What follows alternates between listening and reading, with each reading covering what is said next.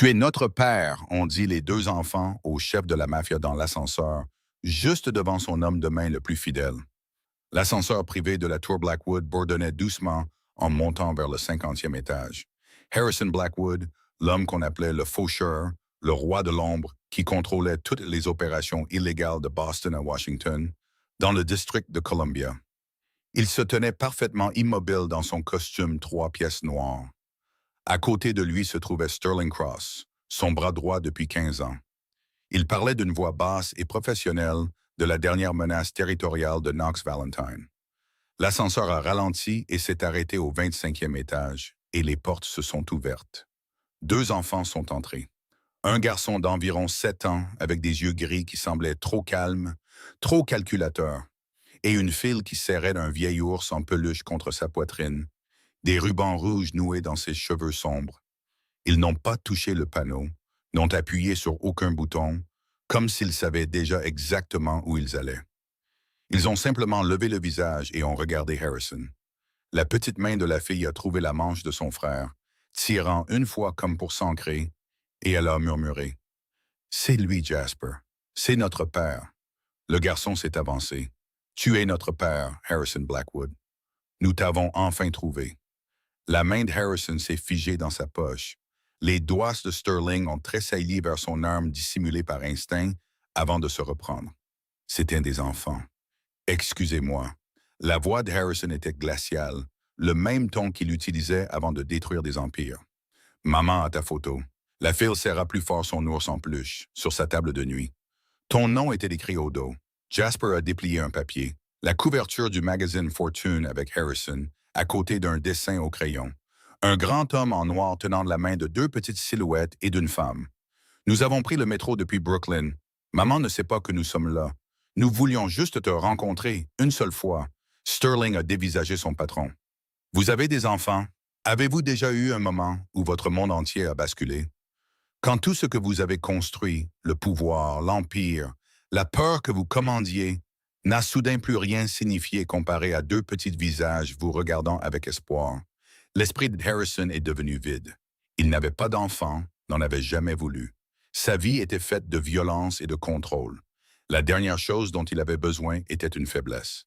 La dernière chose dont il avait besoin était quelque chose que quelqu'un pourrait utiliser contre lui.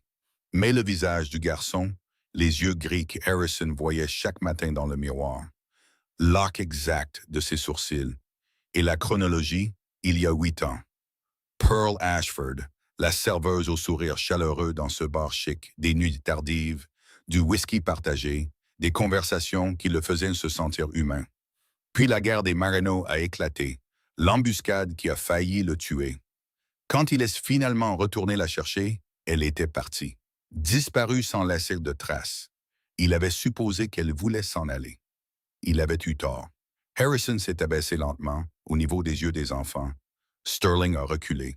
En 15 ans, il n'avait jamais vu son patron s'agenouiller pour qui que ce soit. « Comment s'appelle votre mère? » « Pearl Ashford », a dit fièrement la fille. « Elle a une boulangerie à Brooklyn. Elle parle de toi parfois. Elle a dit que tu étais fort. Elle a dit que tu ne savais pas pour nous. Nous n'avons besoin de rien, » et ajouté rapidement Jasper. « Nous voulions juste savoir si tu étais réel. » L'ascenseur a sonné en passant le 45e étage. Sterling s'est éclairci la gorge. « Patron, la situation avec Knox. Occupe-t'en toi-même. » Sterling s'est figé. Harrison Blackwood contrôlait tout personnellement. Chaque décision, chaque mouvement. J'ai dit « Occupe-t'en. Affaire de famille, affaire de famille. » En 15 ans, Sterling ne l'avait jamais entendu utiliser ce mot. Harrison a appuyé sur le bouton du rez-de-chaussée. L'ascenseur est descendu. Alors qu'il passait étage après étage de l'empire qu'il avait bâti avec du sang, Harrison a senti quelque chose se fissurer en lui. Quelque chose enfermé depuis si longtemps qu'il avait oublié son existence, ouais. « Tu es surpris de nous voir? » a demandé la fille. Un son lui a échappé. Presque un rire. Très. « Je ne savais pas que vous existiez il y a 2 minutes. Mais tu n'es pas en colère. » La voix de Jasper a légèrement vacillé. Non. Harrison le pensait plus que tout depuis des années. Pas en colère. Juste en train d'assimiler. Les portes du hall se sont ouvertes. Sols en marbre, plafond haut, des employés évitant le contact visuel avec leur patron. Aucun d'eux n'avait la moindre idée que deux enfants de 7 ans venaient de faire ce que des gangs rivaux, des agents fédéraux et des assassins n'avaient pas réussi à faire en 20 ans. Prendre Harrison Blackwood complètement au dépourvu. Où votre mère pense-t-elle que vous êtes? À l'école, on dit les jumeaux d'un air coupable. Harrison a vérifié sa Rolex. 3h30. Pearl saurait qu'il manquait à l'appel. Elle serait terrifiée. Sterling, la voiture. Maintenant, où allons-nous? Harrison a regardé ses enfants marcher devant. Ruby montrait la fontaine du doigt. Jasper gardait une main protectrice près de son coude. Si petit, si courageux, si vulnérable dans un monde plein de gens qui leur feraient du mal juste pour lui faire du mal. À Brooklyn, nous allons retrouver leur mère. Sterling s'est mis à son pas. Peut-on, si c'est réel, tout le monde va le découvrir. Knox, les fédéraux, tout le monde, ils seront des cibles. Je sais. Qu'allez-vous faire? Les yeux gris de Harrison se sont durcis. Le faucheur se réveillait. Tout ce qu'il faudra. Et pour la première fois en 20 ans, l'homme qui ne craignait rien avait peur. Pas des ennemis, pas de la mort, mais de décevoir deux petites personnes qu'il avait trouvées dans un ascenseur et avaient tout changé. Si cette histoire a touché votre cœur, appuyez sur le bouton « J'aime », partagez-la avec quelqu'un qui croit aux secondes chances, et abonnez-vous pour plus de récits d'amour et de rédemption. La Rolls-Royce noire et brillante s'est arrêtée devant une petite boulangerie dans une rue calme de Brooklyn. L'enseigne indiquait Sweet Pearl Bakery. Une perle blanche scintillait sous la douce lumière du crépuscule. Harrison a regardé par la fenêtre de la voiture, son cœur battant plus fort qu'il ne l'avait jamais fait face à un ennemi. Sterling a coupé le moteur, a jeté un coup d'œil à son patron dans le rétroviseur, mais n'a rien dit. Les deux enfants sur la banquette arrière avaient déjà commencé à s'agiter d'excitation. Ruby serrait fort son ours en peluche Pepper, ses yeux brillants. C'est la boutique de maman. Maman fait les meilleurs gaufres du monde. Jasper a ouvert la portière avant que quiconque puisse réagir, a attrapé la main de sa petite sœur et s'est élancé vers la boulangerie. Harrison est sorti de la voiture et s'est arrêté une seconde, regardant les deux petites silhouettes courir. Ses enfants. La pensée était encore trop nouvelle, trop étrange pour qu'il puisse l'assimiler complètement. À l'intérieur de la boulangerie, une lumière jaune et chaude filtrait à travers la vitre. Et puis il l'a vu. Pearl Ashford se tenait derrière le comptoir, un téléphone coincé entre son épaule et son oreille. Sa main tremblait alors qu'elle feuilletait les pages d'un carnet. Sa voix paniquée portait jusqu'au trottoir. « Oui, je sais que l'école se termine à 3h15, mais mon enfant n'est pas dans le bus. S'il vous plaît, vérifiez encore. S'il vous plaît. » Des larmes coulaient sur ses joues. Ses mains tremblaient si fort qu'elle pouvait à peine tenir le téléphone. C'était la terreur la plus profonde qu'une mère puisse connaître. La terreur de ne pas savoir où est son enfant. La porte de la boulangerie s'est ouverte en grand. Ruby et Jasper ont fait irruption comme deux petites tornades. « Maman, maman, j'ai trouvé papa. » Pearl a laissé tomber le téléphone. Elle s'est effondrée à genoux, serrant ses deux enfants dans ses bras, les tenant si fort qu'il était difficile de respirer. « Où étiez-vous passé? J'étais terrifié. Avez-vous la moindre idée à quel point j'étais inquiète? » Sa voix était un mélange de colère et de larmes, de soulagement et de panique. Ruby a embrassé la joue de sa mère. « Je suis désolé, maman, mais Jasper et moi avons trouvé papa. Il est là dehors. » Pearl a levé la tête et le temps s'est arrêté. Harrison Blackwood se tenait dans l'embrasure de la porte, sa haute silhouette bloquant la lumière extérieure. 8 ans. 8 ans depuis la dernière fois qu'elle avait vu ce visage. Il avait changé. Les traits qui s'adoucissaient autrefois quand il était avec elle s'étaient durcis comme de la pierre. Les yeux gris qui contenaient jadis une chaleur rare quand il la regardait étaient maintenant froids comme l'acier. Des cheveux noirs touchés d'argent à ses tempes, un costume 3 pièces noires parfaitement taillé. Il avait l'air plus dangereux, plus puissant et plus distant qu'elle ne l'avait jamais connu. Mais c'étaient toujours ses yeux, les yeux qui avaient hanté ses rêves pendant 8 longues années, les yeux qu'elle voyait chaque jour sur le visage de Jasper. Pearl s'est levée lentement, plaçant instinctivement les enfants derrière elle. Non par peur, mais par fureur. 8 ans de colère enfouie ont éclaté comme un volcan. Allez dans l'arrière-salle maintenant. Sa voix ne tremblait pas. Elle était froide, définitive, absolue. « Mais maman, papa vient d'arriver. » Ruby a essayé de protester. Tout de suite, Ruby a regardé Harrison, puis sa mère, sa lèvre inférieure commençant à trembler. Jasper a compris plus que sa sœur. Il a pris la main de Ruby et l'a entraînée. Viens, Ruby. Laissons les adultes parler. Quand la porte de l'arrière-salle s'est refermée, Pearl s'est tournée vers Harrison. Les yeux bruns qui avaient été si doux brûlaient maintenant comme le feu. Qu'est-ce que tu veux ici, Blackwood? Pas Harry, pas Harrison. Blackwood, son nom de famille, comme un mur entre eux. Harrison est entré dans la boulangerie et a fermé la porte derrière lui. Je veux savoir pourquoi je découvre seulement maintenant que j'ai des enfants. Après 7 ans, tu n'as pas le droit de demander. Pearl se tenait droite, refusant de reculer d'un seul pas. Tu as disparu il y a 8 ans. Pas un mot, pas un message, comme si je n'avais jamais existé. Pearl, je peux expliquer. Je n'ai pas besoin de l'entendre. Elle l'a coupé, sa voix aussi tranchante qu'une lame. Je n'ai pas besoin de tes explications. Je n'ai pas besoin de tes raisons. Je n'ai besoin de rien de ta part. Harrison est resté là, pour la première fois en 20 ans, ne sachant que dire. Il était le faucheur, l'homme que tout le monde de la pègre craignait. Mais devant cette femme, il n'était qu'un homme accusé de l'avoir abandonné, elle et les enfants qu'il partageait. Pas. Pearl a montré la porte, avant que j'appelle la police. Harrison savait qu'elle ne plaisantait pas, et il savait aussi que ce n'était pas le moment de forcer quoi que ce soit. Pas devant les enfants. Pas alors que sa colère était encore si vive.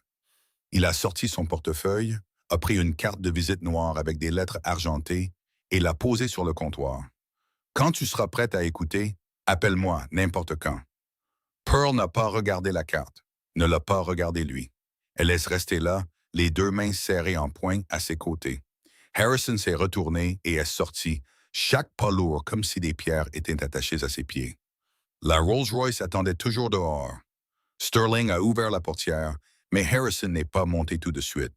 Il est resté sur le trottoir, regardant à travers la vitrine de la boulangerie. Pearl s'était détournée, ses épaules secouées.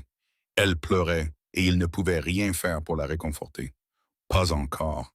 Harrison s'est glissé dans la voiture et a regardé la petite boulangerie rapetissée dans le rétroviseur. Pour la première fois de sa vie, le plus puissant chef de la mafia de la côte et des États-Unis ne savait pas quelle serait la prochaine étape. Cette nuit-là, Harrison était assis seul dans son penthouse au 50e étage de la tour Blackwood. Le verre de whisky dans sa main ne semblait jamais se vider. Les lumières de Manhattan scintillaient derrière la fenêtre, mais il ne voyait rien d'autre que le visage de Pearl, la colère dans ses yeux, la douleur de 8 années. L'horloge a sonné 11 heures du soir. Le téléphone d'Harrison a vibré. Un numéro inconnu, de Brooklyn. Il a répondu, et avant qu'il ne puisse dire un mot, une petite voix s'est fait entendre. « Papa, Jasper. » La voix du garçon était un murmure, comme s'il avait peur que quelqu'un l'entende. « C'est moi, Jasper. » Harrison s'est redressé. « Qu'y a-t-il? » Maman a pleuré toute la nuit, papa. La voix de Jasper s'est brisée. Je l'entends pleurer dans sa chambre. Ruby ne peut pas dormir non plus. Nous avons peur. Le cœur de Harrison s'est serré. « Papa, tu peux revenir, s'il te plaît? » Le lendemain matin, lorsque les premières lueurs du soleil ont effleuré la devanture de la boulangerie, la Rolls-Royce noire était déjà garée de l'autre côté de la rue. Harrison est sorti seul, sans Sterling, sans garde du corps, juste lui et une détermination à découvrir la vérité. La cloche au-dessus de la porte a tinté doucement alors qu'il la poussait pour entrer. Pearl se tenait derrière le comptoir, séchant des plaques de cuisson d'une main ferme. Elle a levé les yeux vers lui sans surprise, comme si elle avait su qu'il reviendrait, comme si elle avait attendu ce moment toute la nuit. « Où sont les enfants? » a demandé Harrison, sa voix plus basse que d'habitude. « À l'école, comme tous les enfants normaux. » Pearl a posé la plaque et a croisé son regard. « Jasper t'a appelé hier soir. » Ce n'était pas une question, elle le savait. Harrison a hoché la tête sans le nier. « Le garçon s'inquiétait pour toi. » Pearl a fermé les yeux un bref instant et a laissé échapper un souffle silencieux. La fureur de la veille semblait s'être apaisée, remplacée par l'épuisement profond d'une femme qui s'était battue seule trop longtemps. « Viens à l'arrière.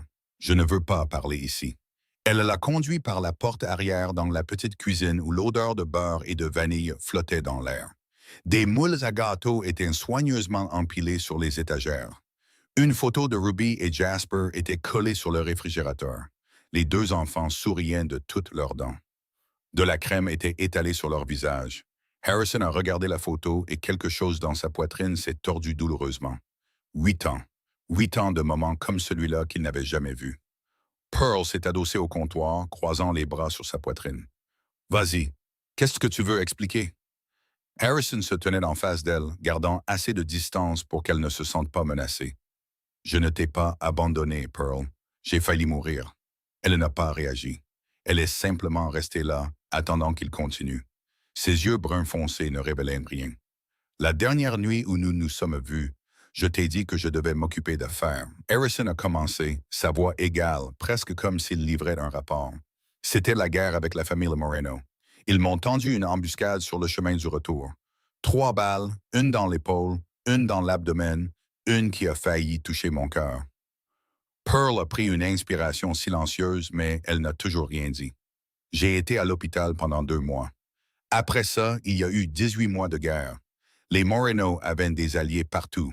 Je ne pouvais contacter personne à l'extérieur. Ce n'était pas sûr. Harrison a fait une pause et l'a regardé. Quand ça a été fini, je suis revenu te chercher, mais tu étais parti. L'appartement était vide. Au bar, on m'a dit que tu avais démissionné. Personne ne savait où tu étais allé. C'était comme si tu avais disparu de la surface de la terre. Le silence s'est étiré entre eux. Pearl a ri, mais le son était si amer qu'il passait presque pour un sanglot. Parce que je devais disparaître. Elle s'est dirigée vers la petite fenêtre et a regardé dans la ruelle étroite derrière la boutique. Elle tournait le dos à Harrison, ses épaules fines tremblant légèrement. 2 semaines après ta disparition, quelqu'un est venu au bar me chercher. Sa voix a baissé comme si elle racontait un vieux cauchemar. 2 hommes en costume noir. Ils connaissaient mon nom, savaient qui j'étais pour toi, connaissaient même l'adresse de l'appartement que je louais. Harrison est resté parfaitement immobile, chaque muscle de son corps se tendant. Ils ont dit que si je restais lié à Harrison Blackwood, ils me tueraient. Ce n'était pas une menace en l'air. Ils ont décrit exactement le chemin que je prenais pour aller au travail chaque jour. Ils savaient d'où j'achetais mon café chaque matin. Ils savaient tout. Pearl s'est retournée vers lui, les yeux rouges mais secs. Elle avait assez pleuré. Elle avait pleuré pendant 8 longues années. J'avais peur, Harrison. Si peur qu'à 3 heures du matin, j'ai emballé tout ce que je pouvais porter et j'ai disparu. J'ai changé de nom, changé de ville, tout changé. Et puis tu as découvert que tu étais enceinte, a dit Harrison, la voix rauque. Pearl a hoché la tête. 2 mois après mon arrivée à Brooklyn, seule, sans assurance, sans famille, sans économie. Elle a laissé échapper un rire creux. Sais-tu à quel point il est dangereux d'accoucher de jumeaux? J'ai failli mourir sur la table d'une hémorragie. Le médecin a dit « 10 minutes de plus et c'était trop tard ». Harrison a serré les poings jusqu'à ce que ses jointures blanchissent.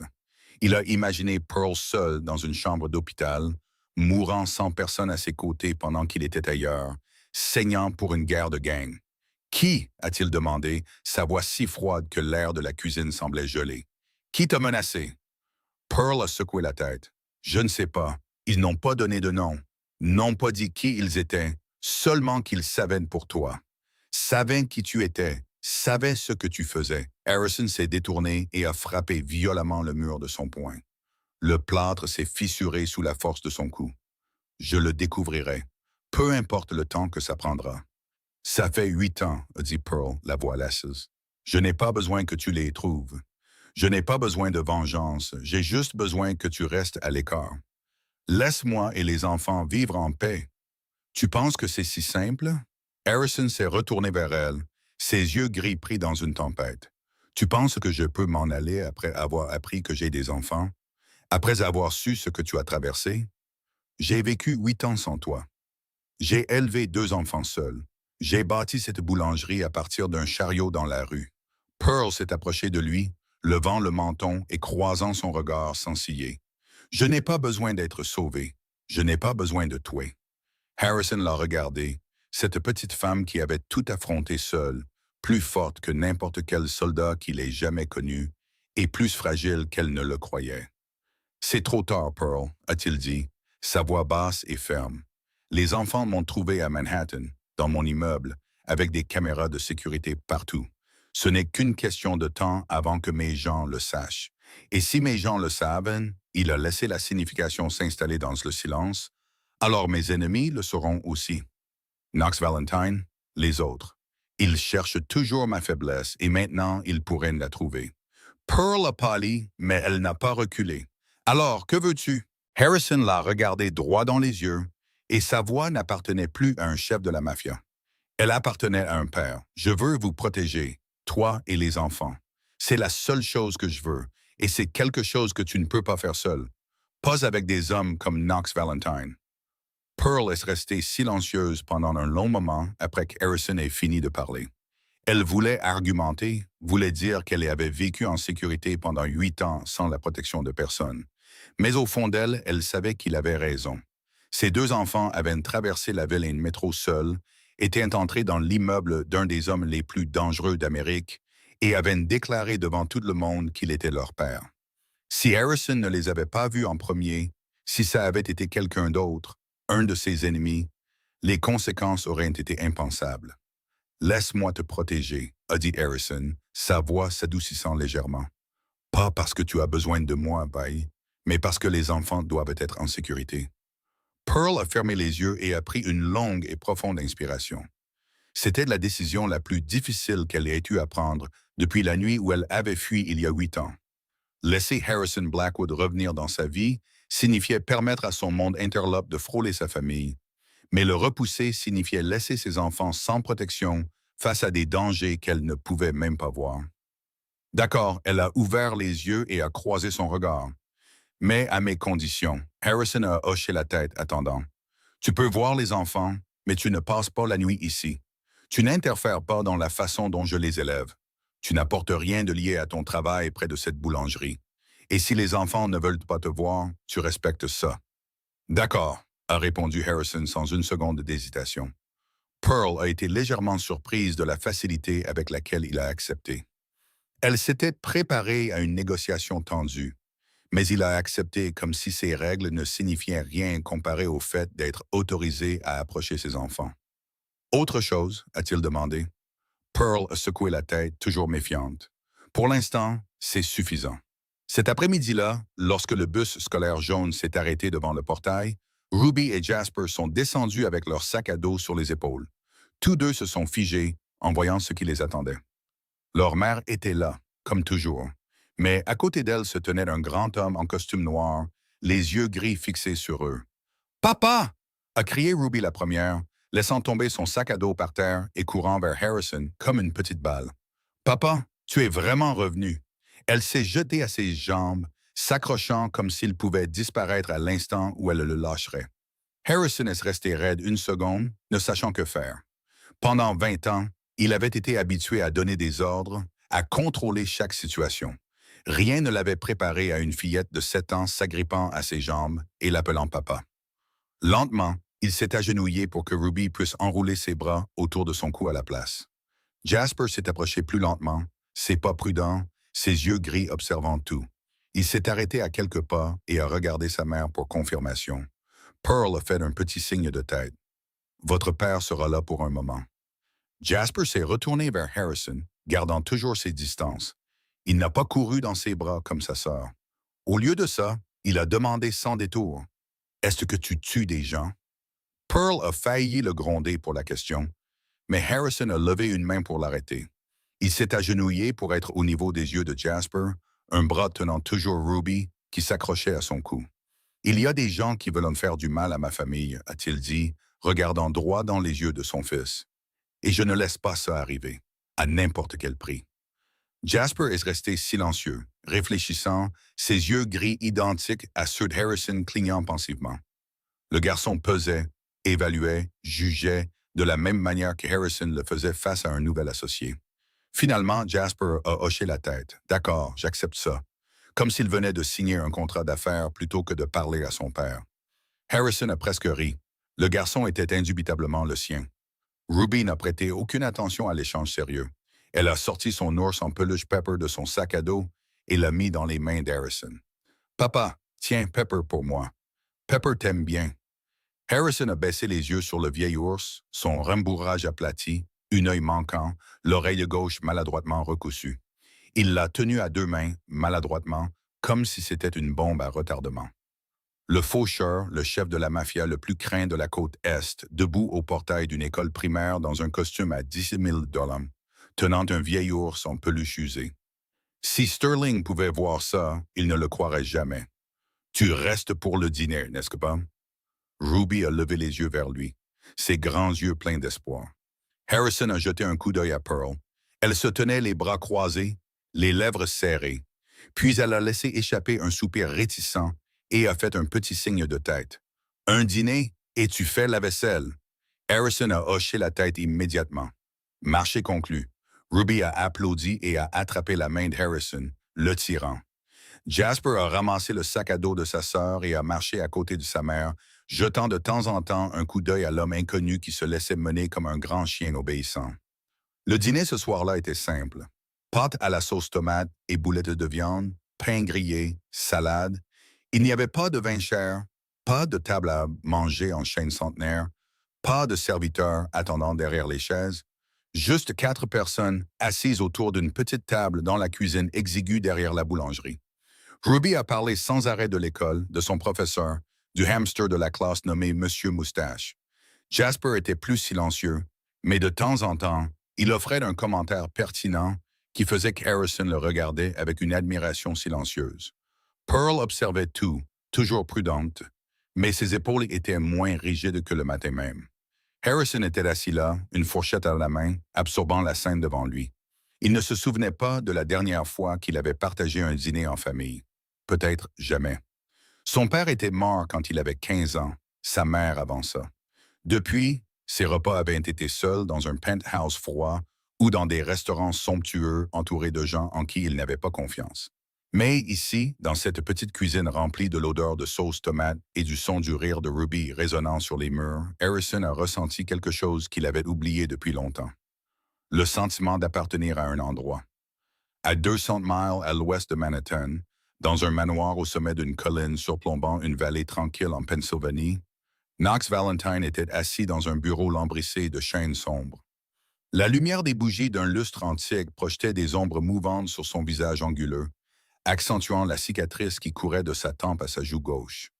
C'était un cadeau d'Harrison Blackwood 10 ans plus tôt, à l'époque où Knox était un petit trafiquant de drogue osant empiéter sur le territoire de la côte Est. Il n'avait pas oublié. Il n'avait jamais oublié. La porte s'est ouverte et un homme est entré avec une tablette à la main. Marco, le lieutenant le plus fidèle de Knox, l'homme qui gérait un réseau de renseignements s'étendant sur toute la côte Est. Il y a de nouvelles informations sur Blackwood. Marco a posé la tablette sur le bureau. C'est très intéressant. Knox a porté son verre de whisky à ses lèvres, sans se presser. Continue. Harrison Blackwood a 2 enfants, des jumeaux, 7 ans, un garçon et une fille. Knox s'est arrêté en plein mouvement, le verre suspendu juste devant sa bouche. Puis il l'a abaissé lentement, un sourire s'étalant sur ses lèvres. Le sourire d'un serpent qui venait de découvrir un nid d'oisillon. Répète ça. 2 enfants, monsieur. Ils se sont présentés à la Tour Blackwood hier et se sont déclarés comme les siens devant Sterling Cross et tout le système de caméras de sécurité. Knox s'est penché en arrière dans son fauteuil. Un rire sourd a grondé dans la pièce. Le faucheur a des enfants. Le faucheur, l'homme sans faiblesse. L'homme qui a tué son propre père pour prendre le pouvoir. L'homme qui n'a jamais aimé personne assez longtemps pour fonder une famille a des enfants. Il a secoué la tête, riant toujours doucement. Quelle délicieuse ironie. La mère s'appelle Pearl Ashford. Marco a fait glisser l'écran et a affiché un dossier. Elle possède une petite boulangerie à Brooklyn, la Sweet Pearl Bakery. Il semble qu'elle ait caché les enfants à Blackwood pendant 7 ans. Knox a étudié le dossier, ses doigts tapotant légèrement contre le bureau. Suivez-les, tous les 3. Je veux savoir où les enfants vont à l'école, quels itinéraires ils prennent, quelle protection ils ont. Je veux savoir à quelle heure cette femme se réveille, où elle achète son café, à qui elle parle. Compris. Marco a hoché la tête. Et Blackwood? Pas encore. Knox s'est levé et s'est dirigé vers la fenêtre, regardant le ciel sombre. Laissons-le d'abord profiter d'être père. Laissons-le aimer ses enfants. Laissons-le avoir quelque chose à perdre. Ses yeux sont devenus froids comme la pierre. Ensuite, nous le lui enlèverons. Pendant ce temps, à la Tour Blackwood, Sterling Cross est entré dans le bureau d'Harrison avec une rare expression d'inquiétude. Nous avons un problème, monsieur. Harrison a levé les yeux de la pile de documents sur son bureau. Parle. Mes hommes ont repéré des visages inconnus autour de la boulangerie. Une voiture noire garée au bout de la rue pendant 3 heures ce matin. 2 hommes se relayant à l'intérieur pour prendre des photos. Harrison s'est levé et s'est dirigé vers la fenêtre, surplombant les lumières scintillantes de Manhattan. Plaque d'immatriculation fausse. Nous traçons le véhicule. Harrison est resté silencieux un long moment. Puis il s'est retourné. Augmenter la sécurité autour de la boulangerie 24 heures sur 24, discrètement. Pearl ne doit pas y savoir. Sterling a hoché la tête, bien que son expression soit restée tendue. Si Knox est au courant pour les enfants, il saura. Harrison l'a interrompu, sa voix froide comme l'acier. La question n'est pas de savoir s'il le sait. La question est de savoir ce qu'il va faire, et nous serons prêts. Voulez-vous frapper en premier? Pas encore. Harrison a secoué la tête. Il n'y a pas assez de raisons pour déclencher une guerre. Mais s'il touche à ma famille, il n'a pas eu besoin de finir. Sterling a compris. Le lendemain matin, à la Sweet Pearl Bakery, tout s'est déroulé comme d'habitude. Pearl a ouvert les portes à 6 heures du matin et a préparé les premières fournées de pâtisserie de la journée. L'odeur de vanille et de cannelle flottait dans la rue calme. Les clients réguliers se sont arrêtés les uns après les autres. Parmi eux se trouvait une femme aux cheveux bruns d'une trentaine d'années qui portait toujours un manteau gris et commandait un croissant aux amandes avec un café noir. Elle était venue chaque matin depuis 2 semaines, s'asseyant toujours à la table près de la fenêtre, souriant toujours chaleureusement à Pearl et aux enfants. Ruby est si adorable, a-t-elle dit un matin, alors que Ruby passait en courant avec un tablier saupoudré de farine. Elle vous ressemble beaucoup. Pearl a souri sans se méfier. Merci. Ruby est espiègle, mais elle est douce. La femme a hoché la tête et a souri. Et quand Pearl s'est détournée, elle a discrètement levé son téléphone et a pris une photo de Ruby riant avec Jasper à travers la vitre. Cette nuit-là, la photo reposait sur le bureau de Knox Valentine. Il l'a prise et a étudié les 2 enfants sur l'image. Ruby avec son sourire radieux et ses cheveux noirs attachés avec un ruban rouge. Jasper avec des yeux gris perçants, fixant directement l'appareil photo, comme s'il sentait que quelqu'un l'observait. Des yeux identiques à ceux de Harrison Blackwood. La petite fille est charmante, a murmuré Knox, son doigt traçant légèrement le visage de Ruby sur la photo. Et le garçon est le portrait craché de son père. Il a reposé la photo et s'est tourné vers Marco, qui attendait les ordres.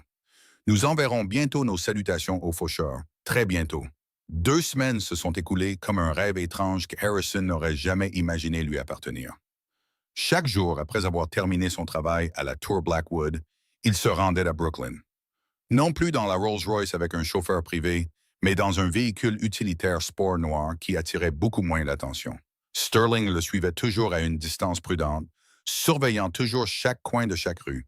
Mais Harrison voulait que ses moments avec les enfants soient aussi normaux que possible. Normal, un mot qu'il n'avait jamais pensé utiliser pour décrire sa vie. Le 7e jour de la 2e semaine, Ruby a annoncé qu'elle voulait aller au zoo. « Tu n'es jamais allé au zoo, n'est-ce pas, papa? » a-t-elle demandé, ses grands yeux fixés sur lui comme s'il venait d'avouer qu'il n'avait jamais goûté de glace. Harrison a dû admettre la vérité. Il n'était jamais allé au zoo. Quand il était enfant, sa famille n'avait pas d'argent pour de tels luxes. En tant qu'homme, il avait été trop occupé à tuer et à bâtir un empire. Le zoo du Bronx n'avait jamais figuré sur sa liste de priorités. Ce samedi matin-là, le faucheur se tenait à l'entrée du zoo avec 2 enfants de 7 ans, n'ayant absolument aucune idée de ce qu'il était censé faire. Ruby n'a pas attendu qu'il comprenne. Elle a attrapé sa main et l'a tiré en avant comme une petite tornade. « Allons voir les gorilles d'abord, papa. Je veux voir les gorilles. » Jasper marchait à leur côté, tenant le plan du zoo et lisant les petits caractères sous chaque exposition. Les gorilles des plaines de l'Ouest sont en danger critique d'extinction.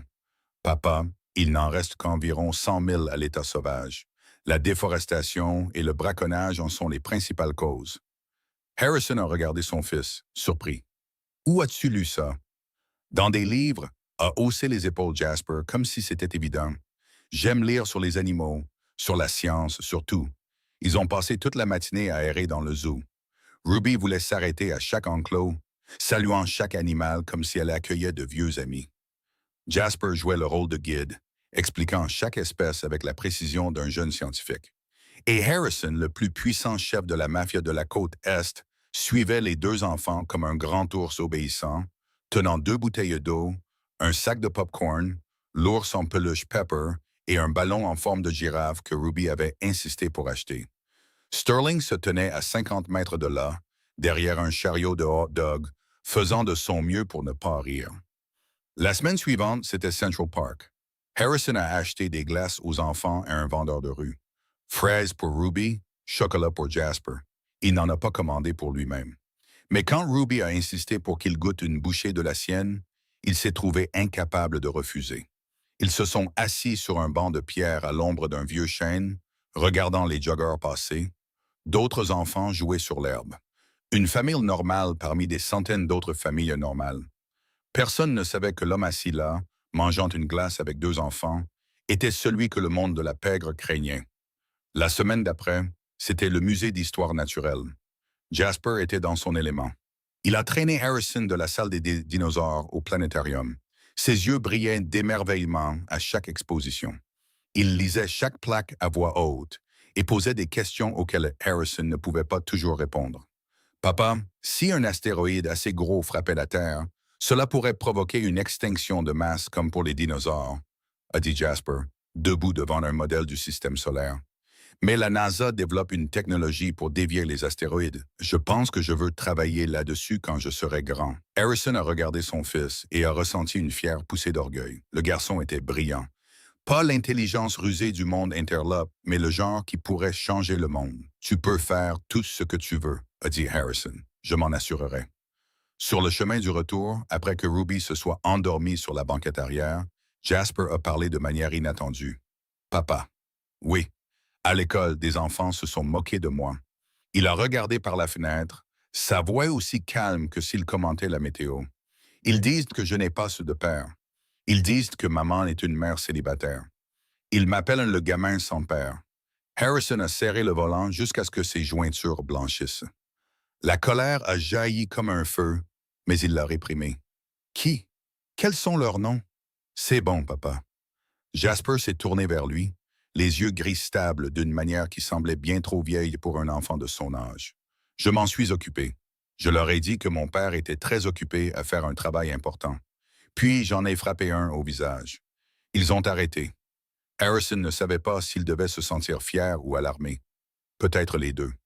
Tu es fort, a-t-il dit, croisant le regard de son fils dans le rétroviseur.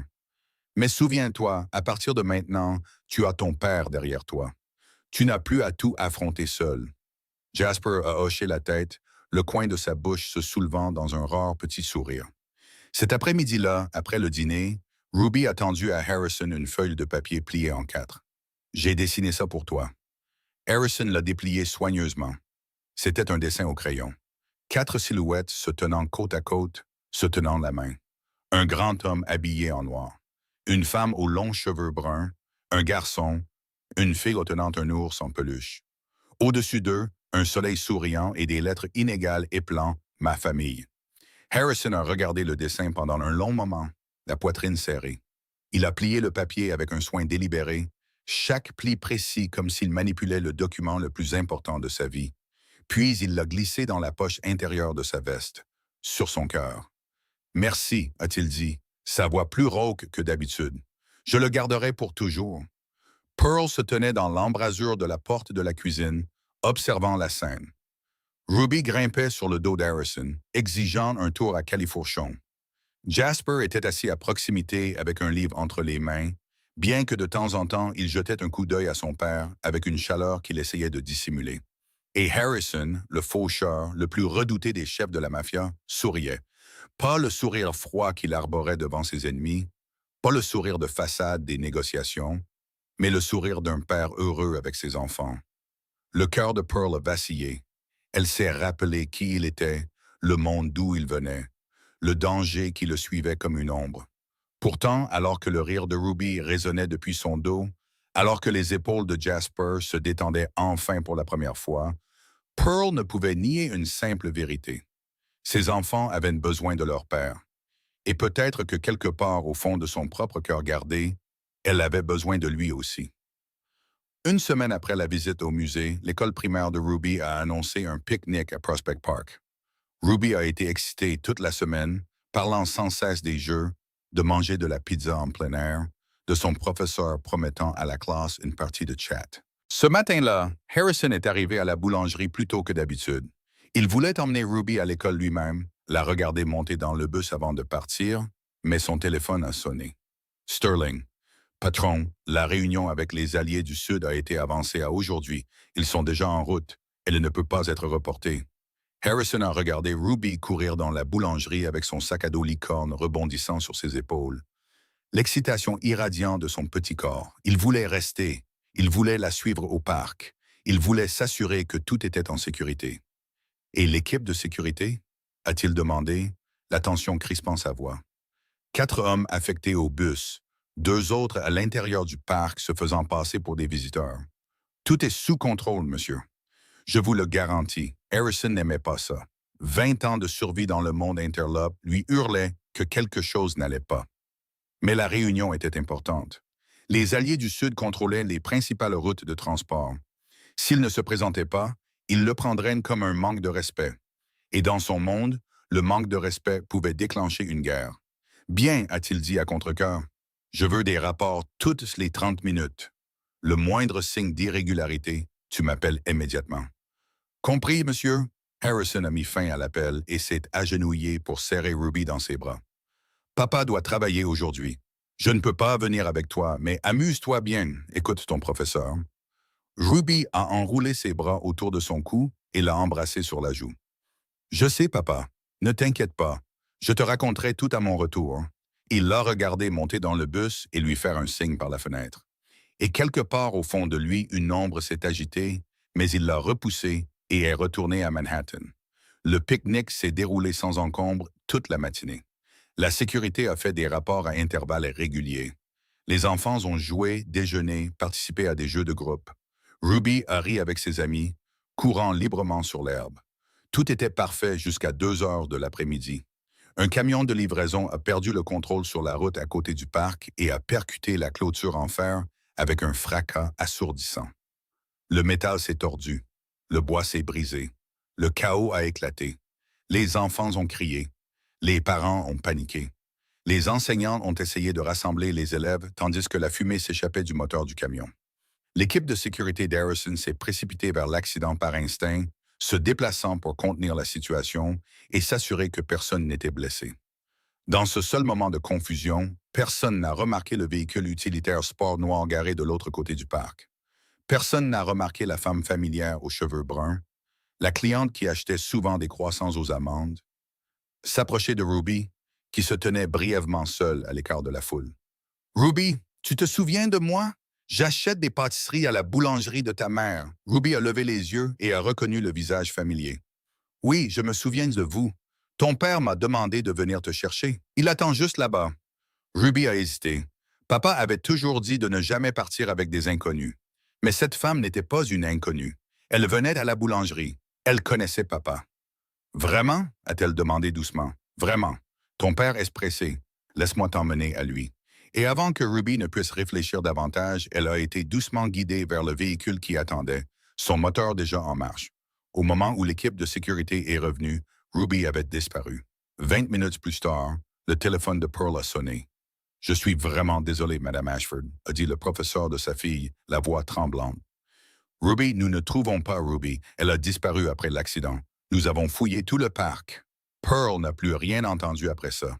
Un bourdonnement a rempli ses oreilles. Le monde a basculé. Sa fille, sa petite fille, disparue. Les mains tremblantes, elle a appelé Harrison, à peine capable de composer les numéros correctement. À la Tour Blackwood, Harrison était en réunion avec 5 des plus puissants patrons du Sud-Est quand son téléphone a vibré. Normalement, il l'ignorerait. Personne n'était autorisé à interrompre une réunion importante.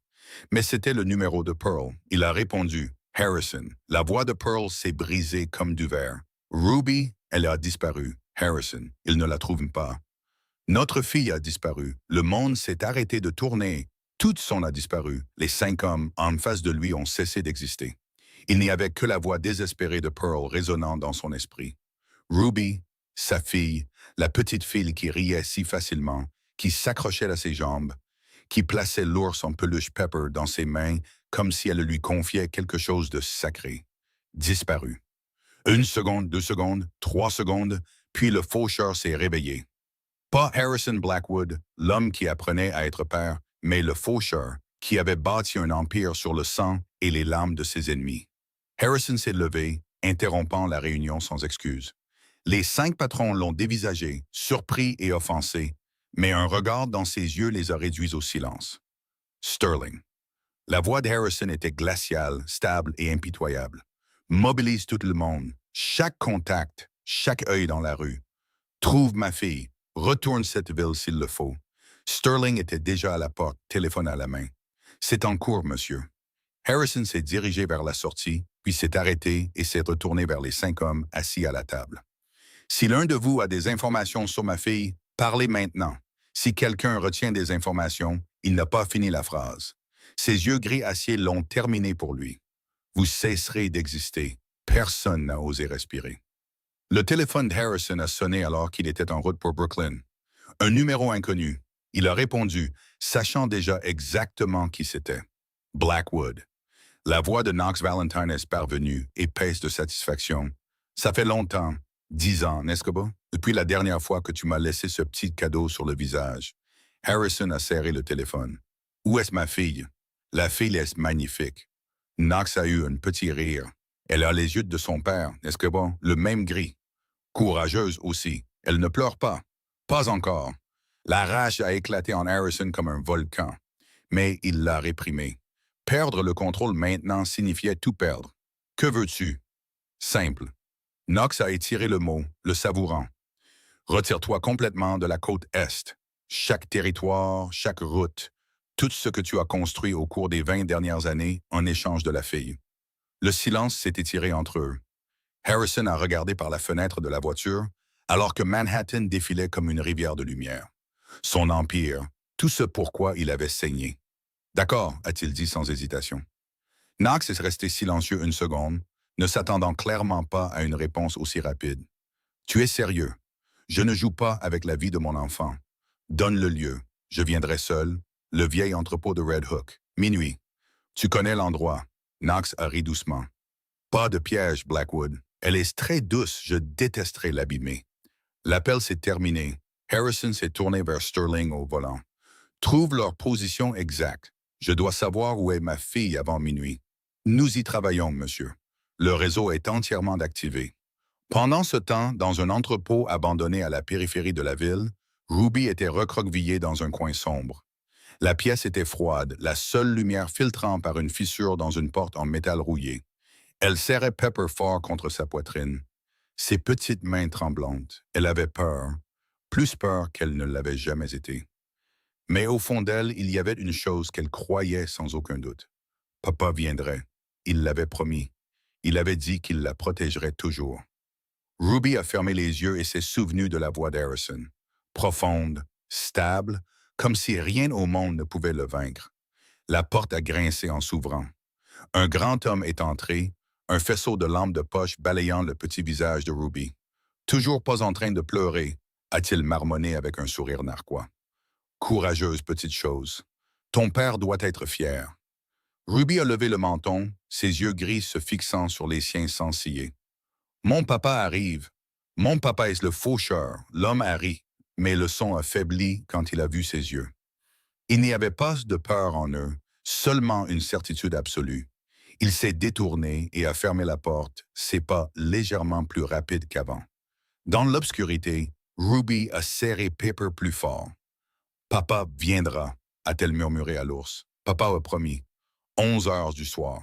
Harrison a reçu un message de Sterling, des coordonnées. Un entrepôt différent, à 4 miles au nord de l'endroit que Knox avait donné, où Ruby était réellement détenue. Combien? A demandé Harrison, les yeux fixés sur l'écran. 8 hommes armés, mais pas des professionnels.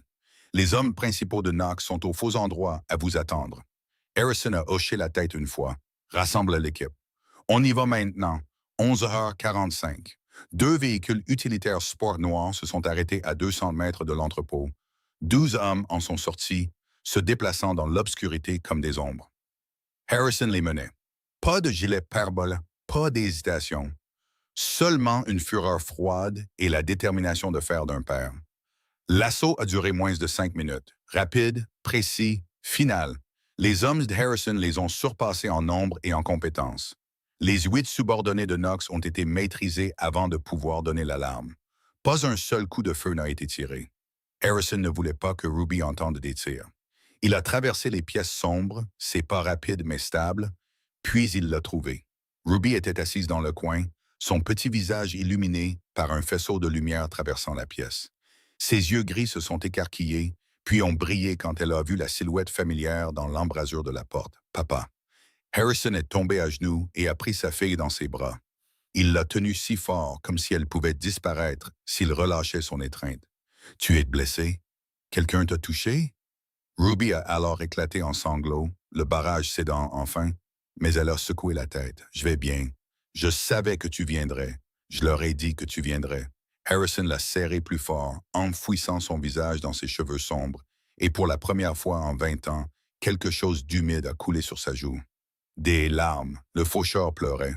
« Je suis là maintenant, » a-t-il murmuré, sa voix tremblant d'une manière dont il ne se croyait pas capable. « Je suis désolé. Je suis tellement désolé de ne pas avoir été là. Personne ne te fera plus jamais de mal. Je te le promets. Je te le promets. » Ruby a enroulé ses bras autour de son cou, son visage pressé contre son épaule. « Je t'aime, papa. » 3 mots simples, mais pour Harrison, c'est un des mots qu'il n'avait jamais cru mériter d'entendre. « Je t'aime aussi, » a-t-il répondu d'une voix épaisse, « plus que tout au monde. » Harrison a porté Ruby hors de l'entrepôt. Pepper coincé entre eux alors qu'elle s'accrochait à lui. Dehors, Sterling attendait. À côté de lui, Knox Valentine était à genoux par terre, menotté, le visage meurtri, mais toujours tordu de défi. « Tu gagnes cette fois, Blackwood, » a craché Knox. « Mais tu ne me tueras pas. Tu as besoin de moi pour maintenir la paix avec l'Ouest. » Harrison s'est arrêté et a regardé l'homme qui avait osé toucher sa fille. Ses yeux gris étaient plus froids que n'importe quelle nuit d'hiver. « J'ai établi une nouvelle règle. Je ne touche pas aux femmes et aux enfants. Et parce que tu l'as enfreinte, tu subiras un sort pire que la mort. » Il s'est accroupi jusqu'à ce que son visage soit à quelques centimètres de celui de Knox. « Je ne te tuerai pas. Je laisserai les autorités fédérales s'occuper de toi. Contrebande, blanchiment d'argent, enlèvement d'enfants. Tu pourriras en prison jusqu'au jour de ta mort. » Il s'est relevé et a regardé Knox avec la certitude calme d'un homme qui avait déjà gagné. « Tu paieras avec tout ce que tu as. Chaque dollar, chaque soldat, chaque parcelle de pouvoir corrompu que tu as bâti. Tout cela sera réduit en cendres. » Knox a ouvert la bouche pour parler, mais Harrison s'était déjà détourné, portant Ruby vers le véhicule. Il n'avait pas besoin d'entendre un mot de plus. Il avait sa fille. Et c'était tout ce qui comptait. Le véhicule utilitaire sport s'est arrêté devant la boulangerie à 2 heures du matin. Les lumières à l'intérieur étaient toujours allumées. Pearl se tenait derrière la porte vitrée depuis des heures, les yeux fixés sur la rue vide. Quand la portière de la voiture s'est ouverte et que Harrison est sorti avec Ruby dans ses bras, Pearl s'est précipitée en avant comme une rafale de vent. Elle ne pouvait pas parler. Elle a simplement pris sa fille dans ses bras, des larmes coulant sur son visage sans retenue, tout son corps tremblait, des sanglots éclatant dans sa gorge sans un son. Ruby s'est accrochée à sa mère et lui a doucement tapoté le dos comme une enfant plus âgée que son âge. « Je vais bien, maman. Je vais bien. Papa est venu me sauver. » La porte de la boulangerie s'est rouverte. Jasper est sorti en courant. Son visage était rouge, ses yeux gonflés par des heures de pleurs. Il était toujours le plus calme, toujours en contrôle de ses émotions. Mais maintenant, tout s'était brisé. Ruby. Il a jeté ses bras autour de sa sœur, la serrant fort comme s'il ne la laisserait plus jamais partir. « Tu es blessé? Quelqu'un t'a touché? Tu as eu peur? » Ruby a secoué la tête, un petit sourire tremblant sur ses lèvres, bien que ses yeux soient encore rouges. « Je vais bien. Papa est venu. Papa m'a protégé. » Jasper a levé son regard vers Harrison, des yeux gris identiques à ceux de son père, remplis de larmes. Pour la première fois, il n'a pas essayé de cacher ce qu'il ressentait. « Merci, papa. » 2 mots simples, Mais pour Harrison, ils étaient tout. Il s'est laissé tomber à genoux et a pris les deux enfants dans ses bras. Ruby à sa gauche, Jasper à sa droite, deux petites corps enroulés autour de son cou. Pour la première fois de sa vie, Harrison a compris ce que signifiait vraiment une étreinte familiale. Pearl se tenait là, les regardant tous les trois s'étreindre dans la rue calme. Des larmes coulaient toujours sur son visage. Mais ce n'étaient plus seulement des larmes de peur ou de soulagement. Il y avait autre chose maintenant. Elle s'est avancée et a posé sa main sur l'épaule d'Harrison. Il a levé les yeux vers elle, et Pearl a fait quelque chose qu'elle n'aurait jamais pensé faire. Elle a pris sa main et l'a serrée fort, sans un mot. Le geste en disait plus que toute la gratitude qu'elle aurait pu exprimer. Harrison a refermé ses doigts sur les siens, les entrelaçant comme si sa main était la seule bouée de sauvetage dans un vaste océan. Ils ont fait entrer les enfants, les ont baignés, ont changé leurs vêtements. Ruby était épuisée et s'est endormie à l'instant où sa tête a touché l'oreiller. Jasper s'est allongé à côté d'elle, une main posée sur celle de Ruby, comme s'il avait peur qu'elle disparaisse à nouveau. Harrison se tenait dans l'embrasure de la porte, les regardant dormir. Son cœur battait toujours la chamade. La terreur ne s'était pas complètement dissipée. Il avait failli la perdre. Failli. Pearl se tenait à côté de lui, leurs épaules se touchant. « Merci », a-t-elle murmuré. « Merci de l'avoir ramené. » Harrison a secoué la tête. « Ne me remercie pas. C'est de ma faute. Ils sont devenus des cibles à cause de moi. » Ils sont descendus et se sont assis l'un en face de l'autre à la petite table de la cuisine. Le thé que Pearl avait préparé fumait entre eux, intact. Harrison a croisé son regard et il a su que c'était le moment de dire la décision qui s'était formée dans son esprit à l'instant où il avait tenu Ruby dans cet entrepôt sombre. « Je quitte le monde interlope. » Pearl a levé les yeux brusquement. « Quoi? » Progressivement, avec un plan, je vais tout transformer en affaires légitimes. Blackwood Holdings ne sera plus que de l'immobilier et des casinos sous licence, rien d'autre. Pearl a secoué la tête, incapable de croire ce qu'elle entendait. « Ton empire, tout ce que tu as construit, ça n'en vaut pas la peine, » a interrompu fermement Harrison. « Rien n'en vaut la peine si je perds les enfants. Si je te perds. » Pearl est restée silencieuse un long moment. Puis elle a demandé doucement. « Et Knox, les autorités fédérales, » a répondu Harrison. « Je l'ai livré avec toutes les preuves. Contrebande, blanchiment d'argent, enlèvement. Il pourrira en prison. » Pearl l'a dévisagé, surprise. Elle connaissait son monde. Elle savait comment les hommes comme lui traitaient leurs ennemis. « Tu ne l'as pas? » « Non. » Harrison a secoué la tête. « Je ne l'ai pas tué. » Le lendemain matin, Sterling est venu à la boulangerie avec un rapport. Quand Pearl a emmené les enfants à l'étage, Sterling a baissé la voix. « Monsieur, pourquoi ne pas le tuer après ce qu'il a fait à Ruby? Personne ne vous en voudrait s'il disparaissait. » Harrison a regardé vers l'escalier où le rire de Ruby venait de résonner après que Jasper ait dit quelque chose d'amusant. « Parce qu'un jour, ma fille me demandera ce que j'ai fait à l'homme qui l'a enlevé. » Il s'est retourné vers Sterling. « Et je veux une réponse dont je n'ai pas honte. Je veux lui dire que son père a fait ce qu'il fallait, qu'il a laissé la loi s'en occuper, qu'il n'est pas un meurtrier. » Sterling n'a rien dit, mais quelque chose dans son expression a changé. Un nouveau respect pour un homme qui essayait de devenir meilleur qu'il ne l'avait été. Ce soir-là, Pearl est descendue et a trouvé Harrison toujours assis à la table, regardant le dessin que Ruby avait fait.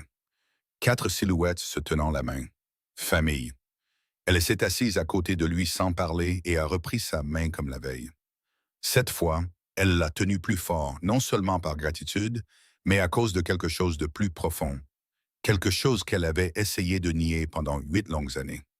Harrison l'a regardée, ses yeux gris plus doux qu'elle ne les avait jamais vus. « Pearl, ne dis rien, » a-t-elle murmuré. « Reste juste assis ici avec moi. » Et ils sont restés assis là, main dans la main, dans la petite cuisine au léger parfum de vanille. Dehors, la ville rugissait. Le monde continuait de tourner. Mais dans ce moment calme, il n'y avait que 2 personnes et un avenir qui prenait lentement forme devant eux. 3 mois se sont écoulés comme un doux rêve qu'aucun d'eux n'avait jamais osé croire possible. La vie s'est lentement installée dans un nouveau rythme. Un rythme qui incluait Harrison. Il a acheté la boutique voisine de la boulangerie et a engagé une équipe de construction pour agrandir la Sweet Pearl Bakery à 2 fois sa taille d'origine. Il y avait plus de place pour les clients, une cuisine plus grande, de nouvelles vitrines, un verre brillant sous des lumières chaudes. Mais sur chaque document, Pearl Ashford restait la seule propriétaire. Harrison y tenait. C'était l'empire qu'elle avait bâti de ses propres mains, pas le sien. Jasper et Ruby ont été transférés dans une meilleure école d'un quartier plus sûr. L'école avait une sécurité discrète que les enfants ne remarquaient pas. Des caméras de surveillance que les autres parents ne remarquaient jamais, et des hommes de l'équipe de Sterling assurant une surveillance discrète à distance. Tout était arrangé avec soin, avec réflexion, sans révéler que ces deux enfants appartenaient à l'un des hommes les plus puissants de la côte est des États-Unis. Harrison se présentait tous les jours. Le matin, il conduisait les enfants à l'école. L'après-midi, il les récupérait. Le soir, il dînait avec sa famille dans la petite cuisine derrière la boulangerie. Sterling plaisantait souvent en disant que le patron passait maintenant plus de temps à Brooklyn qu'à la Tour Blackwood. Harrison ne discutait jamais. Un samedi après-midi, Ruby a décidé qu'elle allait apprendre à son père à faire de la pâtisserie. Papa doit apprendre, a-t-elle déclaré, les mains sur les hanches, le menton levé avec un sérieux si exagéré que c'en était presque comique. Tu es un membre de la boulangerie. Tu ne peux pas ne pas savoir faire de la pâtisserie. Harrison, l'homme qui avait autrefois commandé à tout le monde interlope de s'incliner, se tenait dans la cuisine vêtu d'un tablier rose imprimé de cupcakes, écoutant sa fille lui expliquer comment battre des œufs dans la farine, comme si elle révélait un secret d'État. La première fournée a brûlé. Harrison avait oublié de régler le minuteur. La deuxième fournée était crue au centre parce qu'il avait ouvert le four trop de fois pour vérifier. La troisième fournée a tellement fumé que l'alarme incendie a hurlé dans toute la boulangerie, forçant Pearl à se précipiter, à étouffer la petite flamme et à ouvrir toutes les fenêtres. Ruby a ri si fort qu'elle s'est effondrée sur le sol de la cuisine, incapable de reprendre son souffle. Jasper se tenait dans un coin, son téléphone levé, enregistrant tout le désastre avec un rare sourire malicieux. « Hé, papa !» a-t-il dit d'une voix calme qui dissimulait à peine la lueur dans ses yeux. « Si tu ne veux pas que j'envoie cette vidéo à Uncle Sterling, tu devrais peut-être m'acheter la nouvelle série d'astrophysique que je veux. » Harrison a dévisagé son fils, incertain s'il devait se sentir impressionné ou inquiet. Quand le garçon avait-il appris le chantage? « D'accord, a-t-il dit enfin, décidant que l'impression était la meilleure émotion. « Quelle série veux-tu? » Le sourire de Jasper s'est élargi en un triomphe silencieux. Un soir après le dîner, la famille était assise ensemble dans le petit salon à regarder un film. Ruby était allongée, la tête posée sur la cuisse de Harrison. Jasper était assis à côté de sa mère, les jambes repliées sous lui sur le canapé, lisant au lieu de regarder. Au milieu du film, Ruby s'est soudainement redressée et a regardé Harrison avec de grands yeux sérieux. « Papa, pourquoi toi et maman ne vivez-vous pas ensemble? » Le cœur de Harrison s'est serré. Elle voulait qu'il parte. Elle se sentait envahie par sa présence. Il avait dépassé les limites que Pearl avait fixées depuis le début. Il s'est préparé à répondre, préparé à dire qu'il viendrait moins souvent, qu'il comprenait. « Je veux dire, pourquoi ne déménages-tu pas simplement avec nous? » Et continuait Ruby, ignorant totalement qu'elle venait de lui provoquer une quasi-crise cardiaque. « Tu n'arrêtes pas d'aller et venir. C'est fatigant. Reste, tout simplement. » Jasper n'a pas levé les yeux de son livre, mais il a ajouté « Tu dors tout le temps sur le canapé. Tu dois avoir mal au dos. Je te vois te le frotter tous les matins. Tu devrais dormir dans la chambre de maman. » Son lit est grand. Harrison a rougi. Pour la première fois de sa vie, le faucheur, le plus redouté des chefs de la mafia de la côte Est, a rougi comme un adolescent surpris en train de regarder quelqu'un qui lui plaît. Pearl s'est étouffée avec son eau. Jasper, quoi? Maman? Il a enfin levé les yeux, son expression parfaitement innocente. Ai-je tort? Ton lit n'est pas grand. Pearl n'avait pas de réponse. Harrison non plus. Les deux adultes sont restés là, le visage rouge, tandis que deux enfants de 7 ans les examinaient avec une curiosité ouverte. Dans les jours qui ont suivi, Pearl a commencé à remarquer une conspiration se dérouler. Ruby oubliait constamment quelque chose à la maison et insistait pour que papa revienne le chercher. Jasper faisait fréquemment des cauchemars au milieu de la nuit, nécessitant que les deux parents le réconfortent. Les enfants se sont même relayés pour se sentir mal, afin que les deux adultes restent ensemble à leur chevet. Pearl a découvert le stratagème en entendant Ruby chuchoter à Jasper dans leur chambre. « Quel est le plan ce soir? Je vais faire semblant d'avoir peur des fantômes. Tu dis à papa qu'il devrait rester parce que j'ai peur. Maman ne le renverra pas si j'ai peur. C'est brillant. Tu es si intelligente. Pearl se tenait devant leur porte, une main sur la bouche pour ne pas éclater de rire. Elle n'était pas en colère. Elle ne pouvait pas l'être. Son cœur s'est seulement réchauffé en réalisant à quel point ses enfants voulaient une famille complète. Cette nuit-là, après que les enfants se soient endormis, Pearl a invité Harrison sur le toit. C'était là qu'elle allait les nuits d'insomnie, les nuits où les souvenirs remontaient et où les rêves inachevés persistaient. Ils se sont assis côte à côte sur les vieilles tuiles de truite, les jambes pendantes dans le vide. Le ciel de Brooklyn était clair. La pleine lune brillait et une douce brise transportait le léger parfum de vanille de la boulangerie en contrebas. Harrison a regardé le ciel, puis Pearl. Elle était magnifique au clair de lune, ses cheveux bruns agités par le vent, ses yeux reflétant la lumière des étoiles, un visage enfin en paix, comme si des fardeaux avaient été levés. Il y a 8 ans, a-t-il commencé, sa voix basse et lente. Tu étais la seule chose qui me faisait me sentir humain.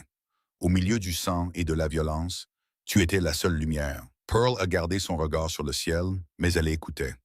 J'ai peur d'être abandonnée, a-t-elle dit doucement. Mes parents m'ont laissé dans un orphelinat quand j'avais 3 ans. J'ai grandi sans savoir ce que c'était qu'une famille. J'ai toujours cru que je ne valais pas la peine que quelqu'un reste pour moi. Harrison a pris sa main, ses doigts s'entrelaçant avec les siens. Tu es la première personne pour qui j'ai jamais voulu rester. Toi et les enfants, vous êtes ma maison. Pearl s'est enfin tournée pour le regarder, ses yeux bruns scintillant au clair de lune. Je veux être avec toi, a dit Harrison, sa voix plus stable que n'importe quel vœu qu'il ait jamais prononcé. Pas seulement pour les enfants, pour toi, parce que je t'aime. Pearl est restée silencieuse un long moment. Puis, sans un seul mot, elle a posé sa tête contre son épaule. Sous la lune de Brooklyn, dans une ville qui ne dort jamais vraiment, c'était sa réponse. Harrison a enroulé ses bras autour d'elle et pour la première fois de sa vie, il a senti qu'il était rentré à la maison. 1 mois après cette nuit sur le toit, Harrison et Pearl ont officiellement commencé à sortir ensemble. Pas le genre de cour extravagante qu'il aurait pu organiser avec un jet privé pour Paris ou un yacht dans les Caraïbes. Au lieu de cela, ils faisaient de longues promenades dans le parc, partageant des dîners dans de petits restaurants de Brooklyn et passaient des après-midi tranquilles à parler dans la boulangerie après que les enfants se soient endormis. Simple, ordinaire et pour Harrison, c'était un des plus grands luxes qu'il ait jamais connus. La vie semblait si paisible qu'il en oubliait presque que son ancien monde existait encore. Jusqu'à un après-midi où Sterling est entré dans la boulangerie avec une tension sur le visage que Harrison connaissait trop bien. Des ennuis, patron. Nous devons parler en privé. Harrison a jeté un coup d'œil à Pearl qui servait les clients, à Ruby et Jasper qui faisaient leurs devoirs dans un coin. Il a hoché la tête et est sorti avec Sterling. Qu'y a-t-il? Les anciens alliés de Knox à l'ouest, la famille Caruso. Ils ne sont pas contents que nous ayons livré Knox aux autorités fédérales. Sterling a parlé rapidement, à voix basse. Ils veulent se venger. Ils menacent de frapper Blackwood Holdings, les casinos, les routes de transport légitimes.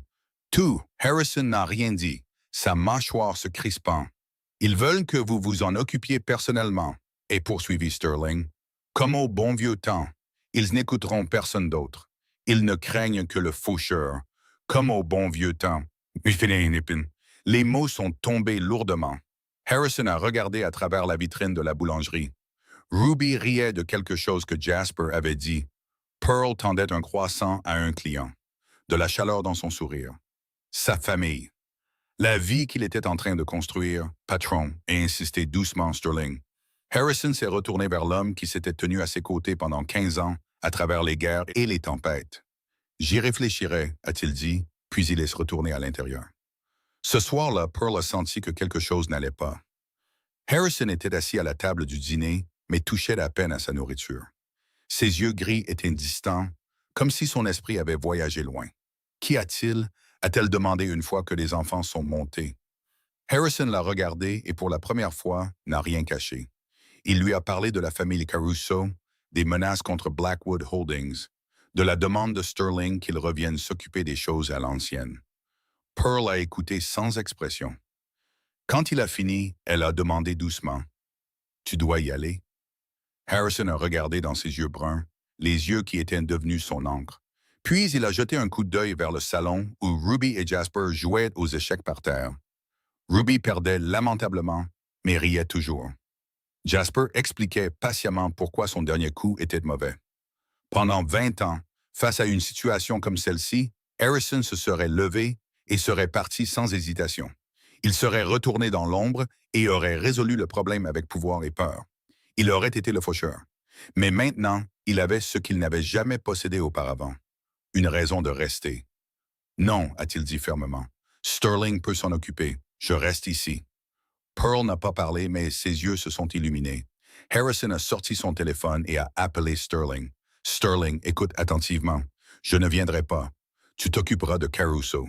Silence à l'autre bout du fil, puis la voix de Sterling teintée de surprise.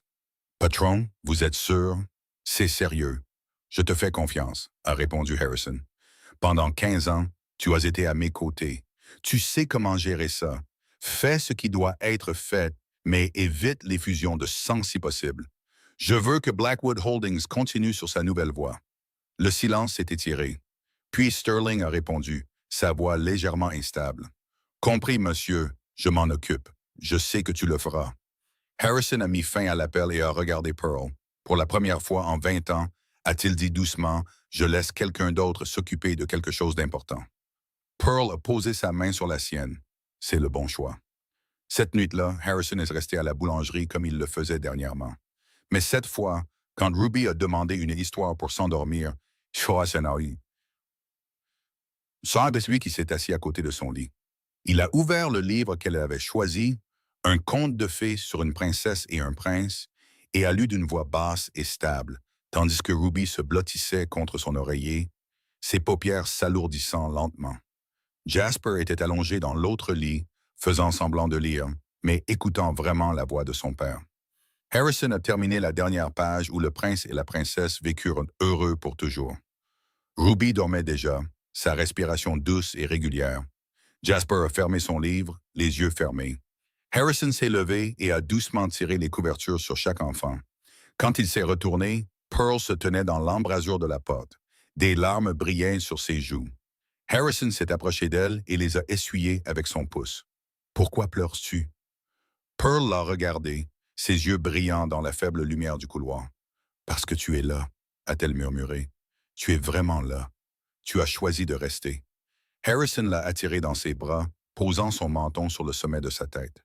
« Je serai toujours là, » a-t-il murmuré. « Je le promets. » 2 mois de plus ont passé, et Harrison Blackwood est officiellement devenu l'homme qui sortait avec Pearl Ashford. Plus d'ambiguïté, plus d'incertitudes silencieuses. Toute Brooklyn semblait savoir que la propriétaire de la Sweet Pearl Bakery avait un grand homme énigmatique qui venait chaque jour la chercher avec les enfants. Un vendredi soir, Harrison a emmené Pearl dans un petit restaurant au coin d'une rue à quelques pâtés de maison de la boulangerie. Pas un établissement scintillant au sommet d'un gratte-ciel avec un menu français qu'il pouvait réciter sans regarder. Au lieu de cela, c'était un endroit familial et chaleureux avec des chaises en bois usées, des nappes à carreaux rouges et blancs et l'odeur réconfortante de pain grillé flottant depuis la cuisine. Pearl l'avait choisi. Harrison a accepté sans hésitation. Pourtant, quand il a baissé les yeux sur le menu, il s'est figé. Cheeseburger, 15 $. Spaghetti à la sauce à la viande, 12 $. Salade César, 9 $. Pas de steak Wagyu à 5 cents $. Pas de vin français coûtant 1000 $ la bouteille. Rien de familier. Pearl a observé la perplexité sur son visage et a ri doucement. On dirait un poisson hors de l'eau. Harrison a levé les yeux, le coin de sa bouche se soulevant. « J'apprends, pour toi. » « Alors apprends, » l'a-t-elle taquiné gentiment, en montrant un article sur la page. « Commence par le cheeseburger. Il est bon, je te le promets. » Harrison a commandé le cheeseburger et il a dû admettre que c'était l'un des meilleurs repas de sa vie. Pas à cause de la nourriture, mais à cause de la femme assise en face de lui. Une semaine plus tard, Pearl a emmené Harrison rencontrer Maggie, la femme qu'il avait recueillie quand elle était enfant, abandonnée dans un orphelinat. 70 ans, vivant dans un modeste appartement au 3e étage d'un vieil immeuble de Brooklyn. Cheveux blancs, silhouette frêle, mais des yeux vifs et perçants comme une lame. Quand Harrison est entré, Maggie l'a regardé de haut en bas. Pas de peur, pas d'hésitation, seulement l'examen mesuré de quelqu'un qui avait vécu assez longtemps pour ne pas être impressionné par les apparences. Alors, c'est vous le père de ces deux petits? A-t-elle demandé sans détour. Oui, madame, a répondu Harrison, se tenant droit comme s'il livrait un rapport officiel. J'entends dire que vous êtes un homme dangereux. Oui, madame. Maggie s'est approchée, penchant la tête pour le regarder, bien qu'elle n'atteigne que sa poitrine. Faites-vous pleurer, ma Pearl? Harrison est resté silencieux un instant avant de répondre honnêtement. Je ferai tout ce qui est en mon pouvoir pour ne pas le faire. Maggie l'a étudié un long moment, ses yeux vieillis scrutant comme si elle pouvait voir tous les secrets qu'il portait. Puis elle a hoché la tête une fois. D'accord, vous avez passé le premier tour. Il y en a beaucoup d'autres à venir. Pearl se tenait derrière eux, se couvrant la bouche pour cacher son rire. C'était la première fois qu'elle voyait Harrison Blackwood, le faucheur, le plus redouté des chefs de la mafia de la côte Est, interrogé par une femme de 70 ans sans rien pour se défendre, sauf la patience. 6 mois après le jour où ils se sont retrouvés dans cet ascenseur, Harrison était assis seul dans le penthouse de la tour Blackwood. Sur la table devant lui reposait une petite boîte en velours noir. Il l'a ouverte. À l'intérieur se trouvait une bague. Pas un diamant massif qu'il pouvait facilement s'offrir. Au lieu de cela, une seule perle blanche, lumineuse et pure, sertie sur un simple anneau d'or blanc. Pearl, son nom, et maintenant le destin tranquille de sa vie. Harrison a passé une semaine entière à planifier le moment le plus important de sa vie. Pas un plan pour s'emparer d'un territoire, pas une stratégie pour affronter un ennemi, mais un plan pour demander Pearl Ashford en mariage. Et il savait exactement où cela devait se produire. L'ascenseur de la tour Blackwood, au 25e étage, là où tout avait commencé. Mais il avait besoin de complices, et qui de mieux que les deux enfants qui avaient changé sa vie. Vous devez garder ça secret, a dit Harrison à Jasper et Ruby un après-midi alors que Pearl était occupée dans la cuisine. Vous ne pouvez pas le dire à votre mère, pas un seul mot. Ruby sautillait sur place, les yeux brillants d'excitation. Papa va demander maman en mariage comme dans les films, avec une bague, des fleurs, de la musique. Chut! Jasper a plaqué une main sur la bouche de sa sœur. Tais-toi! Elle va t'entendre. Ruby a couvert sa propre bouche avec ses deux mains et a hoché la tête furieusement, bien que ses yeux pétillent encore comme des feux d'artifice. Harrison les a regardés et a senti cette chaleur familière monter dans sa poitrine. 1 an auparavant, il ne savait pas qu'ils existaient. Maintenant, il ne pouvait pas imaginer respirer sans eux. Les jours qui ont suivi ont mis à l'épreuve la capacité de Ruby à garder un secret. Le premier quasi-désastre est survenu lorsque Pearl a demandé pourquoi Ruby n'arrêtait pas de glousser chaque fois qu'elle regardait son père. Ruby a ouvert la bouche et a commencé. Parce que papa va... Et Jasper l'a coupé rapidement. Parce que papa a promis de nous acheter de la glace. N'est-ce pas, Ruby? Ruby a saisi la perche. Oui, de la glace. De la glace au chocolat. Pearl les a regardés avec suspicion, mais a laissé tomber. La deuxième fois, Ruby a dessiné ses parents habillés en mariés. Pearl l'a vu et a ri. Qu'est-ce que tu dessines? Ruby est devenue rouge et a bafouillé. Jasper a attrapé le papier et l'a déchiré en deux. Son dessin est horrible. Je vais lui apprendre à le dessiner correctement. Ruby a boudé, mais a compris et a hoché la tête. La troisième quasi-catastrophe s'est produite au dîner. Ruby a soudainement demandé « Maman, tu aimes les bagues en perles ?» L'air s'est figé. Harrison a failli s'étouffer avec son eau. Jasper a donné un coup d'épée à sa sœur sous la table. Pearl a regardé Ruby avec surprise. « Pourquoi demandes-tu ça? Ruby a cherché de l'aide du regard. Je l'ai lu dans un livre. Le livre disait que les perles sont belles. J'étais juste curieuse. Pearl a souri et a caressé les cheveux de sa fille. Oui, j'aime les perles. Les perles sont très belles. Cette nuit-là, Harrison a expiré de soulagement. C'était passé près. Enfin, le jour spécial est arrivé. Harrison a dit à Pearl ce matin-là d'une voix aussi désinvolte que s'il discutait de la météo. Je dois t'emmener à la tour aujourd'hui. Il y a quelque chose d'important que je dois régler, et j'aimerais que tu sois avec moi. Pearl ne s'est douté de rien. Récemment, il avait commencé à l'impliquer dans plus de décisions chez Blackwood Holdings, comme pour la guider doucement dans la nouvelle vie qu'il construisait. D'accord, et les enfants? Sterling les amènera plus tard. On s'occupera d'eux. Pearl a hoché la tête, a changé de vêtements et est parti avec lui. La tour Blackwood s'élevait au-dessus de Manhattan, le soleil de fin d'après-midi scintillant sur sa façade de verre. Harrison a conduit Pearl à travers le hall, saluant les employés qui s'inclinaient respectueusement. Ils sont entrés dans l'ascenseur privé. Les portes se sont fermées. La cabine a commencé à monter. Pearl se tenait à côté de lui, regardant les chiffres grimper, 10, 15, 20. L'ascenseur s'est arrêté au 25e. Pearl a froncé les sourcils. Ce n'était pas l'étage du bureau d'Harrison.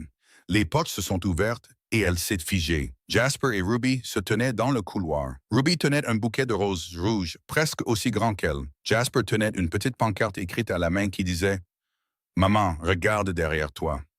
Pearl s'est retournée et le monde s'est arrêté. Harrison était à genoux, tenant une petite boîte en velours noir déjà ouverte.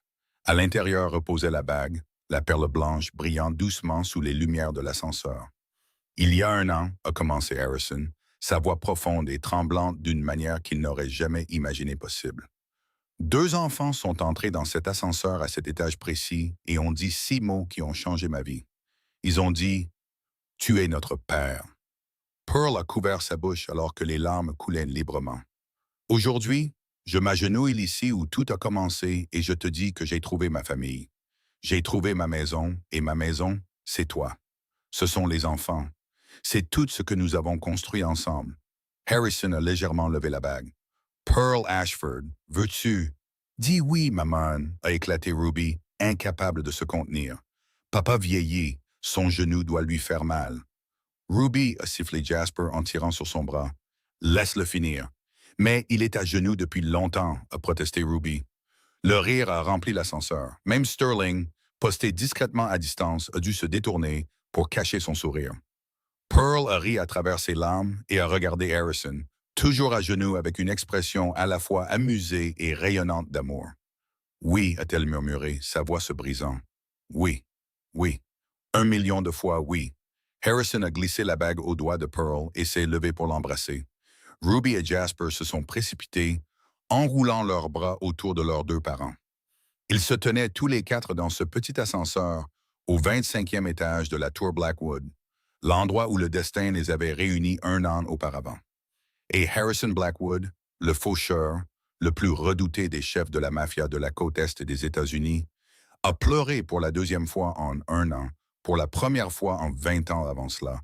Pas de douleur, pas de perte, mais de bonheur, parce qu'enfin, il avait trouvé sa place. 3 mois après la demande en mariage, le toit de la Tour Blackwood a été transformé en un jardin de contes de fées suspendu au-dessus de Manhattan.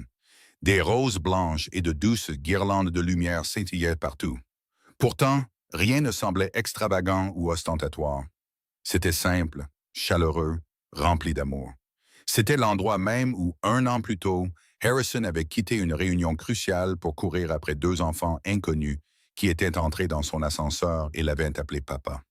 C'était maintenant l'endroit où il prononcerait ses vœux à la femme qui lui avait donné ses enfants.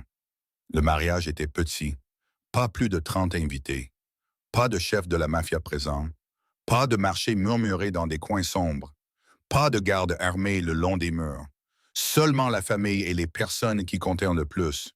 Jasper et Ruby se tenaient fièrement en tant que garçons d'honneur et demoiselles d'honneur, si sérieux que c'était comme s'ils accomplissaient une mission pour sauver le monde. Ruby tenait son petit bouquet à 2 mains et marchait avec un soin exagéré, les yeux fixés sur les pétales comme s'ils pouvaient tomber si elle perdait sa concentration. Jasper portait le petit coussin avec les alliances, le dos droit, son expression solennelle comme un garde du corps professionnel. Il s'était entraîné à tenir ce coussin toute la semaine, déterminé qu'en aucun cas, il ne laisserait tomber les alliances. Maggie était assise au premier rang, son mouchoir trempé de larmes. Elle avait commencé à pleurer dès que Pearl était apparue dans sa simple robe blanche et n'avait pas arrêté depuis. « Ma fille se marie. » Elle n'arrêtait pas de le dire à quiconque s'asseyait à côté d'elle, qu'ils écoutent ou non. Je l'ai élevée depuis qu'elle a 3 ans et maintenant elle se marie. Sterling se tenait aux côtés de Harrison comme témoin. Pour la première fois en 15 ans de collaboration, il portait un costume sans armes. Et pour la première fois, son sourire était sincère. Pas la courbe polie utilisée dans les négociations, pas la ligne fine qui accompagnait les ordres, mais le sourire d'un homme regardant son patron trouver le bonheur. Une musique douce flottait dans l'air du soir alors que Pearl marchait vers Harrison.